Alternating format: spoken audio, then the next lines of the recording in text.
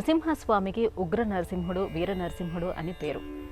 ఈ ప్రహ్లాద వరదుడైనటువంటి నరసింహస్వామికి ఆ ఉగ్రత్వం రావడానికి కారణం ఏమిటి? ఉగ్ర నరసింహ అంటే అర్థం ఏమిటో తెలుసండి. ఒకటి, భీకరమైన స్వరూపంతో ఉన్నవాడా అని.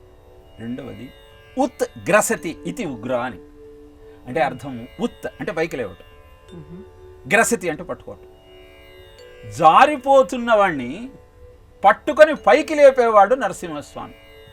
హరి సర్వాకృతులు గలండని ప్రహ్లాదుండు భాషింప, సత్వరమే ఎందు లేడు లేడని దైత్యుండు తర్జింప, శ్రీ నరసింహాకృతి నుండి అచ్యుతుడు నానాస్థావర జంగమోత్కర గర్భంబుల అన్ని దేశంబుల ఉద్దండ ప్రభావంబునని చెప్తాడు భాగవతంలో.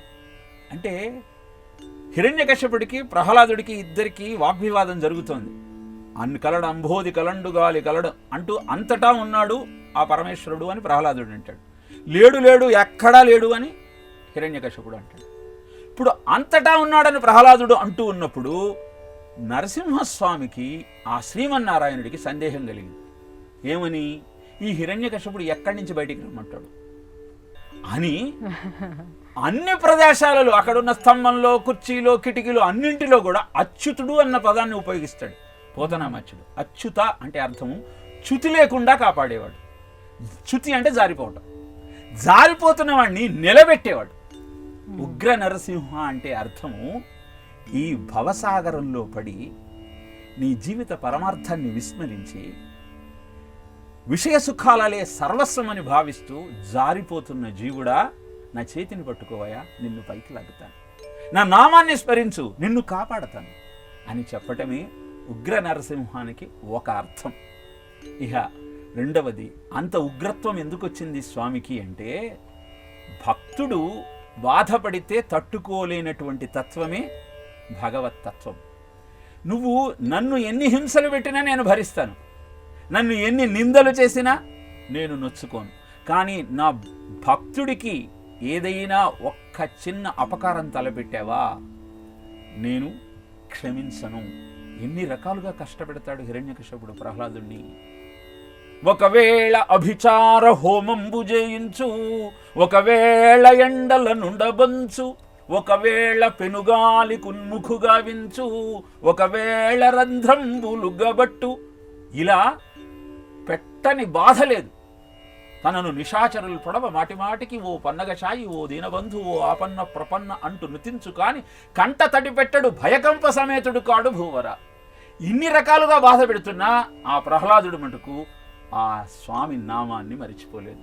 మరి ఇలా నిరంతరము స్వామిని కీర్తిస్తూ భజిస్తూ పానీయంబులు దాగుచున్ గుడుచుచున్ హాసనీలా నిద్రాదులు చేయుచున్ సంతత శ్రీనారాయణ పాద పద్మయుగళి చింతామృతాస్వాద సంధానుండై మరచన్ సురారిసుతుడే తద్విశ్వమన్భూవరా అంటాడు భాగవతంలో. మొత్తం ప్రపంచాన్ని మర్చిపోయిన భక్తుణ్ణి హింసిస్తే ఆ భగవంతుడికి ఎంత ఆగ్రహం వస్తుందో. అదే ఉగ్ర నరసింహ రూపంగా ఆవిష్కరింపబడ్డాడు. బ్రహ్మదేవుడు వచ్చి అంత ఉగ్రంతో ఉన్నటువంటి స్వామిని ఎవరు చల్లార్చగలరు అంటే ఆయన భార్య అయిన లక్ష్మీదేవి మాత్రమే ఆ పని చేయగలదని వెళ్ళి లక్ష్మీదేవిని ప్రార్థిస్తాడు బ్రహ్మదేవుడు. లక్ష్మీదేవి నేను చేస్తానని వెళుతుంది. నరసింహస్వామిని చూచి, ఇది భయంకరమైన ప్రళయార్క బింబంబు కాని కామిని సుజన విగ్రహము కాదు, భక్తురాళ్ల కోరికలు తీర్చేటువంటి ఆ కృష్ణ స్వరూపం కాదు, ఇది ప్రళయకాలంలో ఉండే సూర్యబింబము అని నా వల్ల కాదని నాకు వస్తుంది. అప్పుడు మళ్ళీ ఆయనను ప్రసన్నం చేసుకున్నది ప్రహ్లాదుడు ఒకటే. ఖరదంశ్రాభృకుటి సటానఖయు ఉగ్రధ్వానయం దీర్ఘతరాంత్రమాలికయు, ఇవన్నీ చూసి నేను భయపడనయా. నేను భయపడేది దుర్వార సంసార దవాగ్నికిన్నే వెరతు నీ పాదాశ్రయం చేయవే అంటాడు. నేను భయపడేది ఈ సంసారానికి. ఇక్కడ ఉంటే నిన్ను తప్ప అన్నిటి గురించి ఆలోచించాల్సిన అవసరం ఏర్పడుతుంది. అది నాకొద్దు. ద్వితీయాత్ భయం భవతి, రెండవదంటేనే నాకు భయం. కాబట్టి నన్ను నిరంతరము నీ ఆలోచనలో ఉండేటట్టు కటాక్షించమంటాడు ప్రహ్లాదుడు నృసింహస్వామితో. ఆయన ఉగ్రత్వానికి కారణం భక్తుణ్ణి హిరణ్యకశపుడు అంత బాధ పెట్టాడు. అందుకే తన వీరత్వాన్ని భద్రత్వాన్ని చూపిస్తూ ఉగ్ర నరసింహమూర్తిగా భక్తుణ్ణి కాపాడటం కోసం స్తంభం నుంచి అవతరించాడు. ఆ స్తంభం అంటే నీ దేహమే. నీ దేహం అనేటువంటి హృదయం అనే గుహలో ఉన్న సింహమే ఆ నారసింహుడు.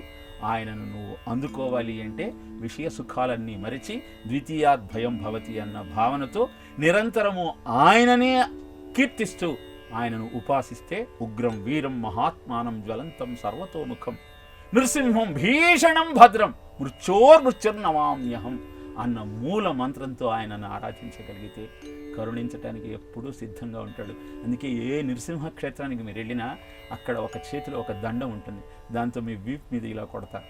ఎందుకంటే నువ్వు నరసింహస్వామిని ఆశ్రయిస్తున్నావు, నీకు ఇంకే భయము లేదు, అన్ని భయాల నుంచి నువ్వు బయటపడవచ్చు అన్నటువంటి భావనను నీకు తెలియజేయాలి.